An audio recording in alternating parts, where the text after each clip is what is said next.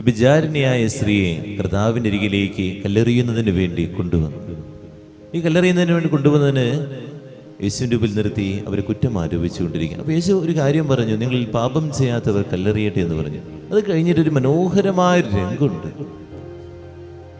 യേശുവും ആ പിടിക്കപ്പെട്ട സ്ത്രീയും മാത്രം ആകുന്നൊരു സമയമുണ്ട്.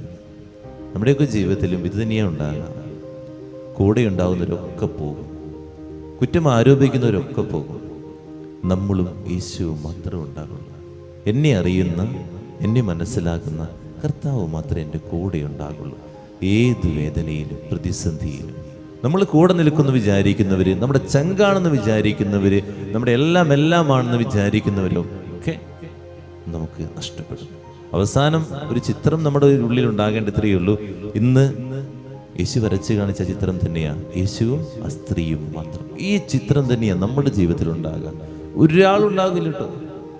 മക്കളുണ്ടാകില്ല, ഭർത്താവ് ഉണ്ടാകില്ല, ഭാര്യ ഉണ്ടാകില്ല, പേരക്കുട്ടികൾ എന്ന് പറയുന്നവരുണ്ടാകില്ല, പണം ഉണ്ടാകില്ല, ആരും ഉണ്ടാകില്ല.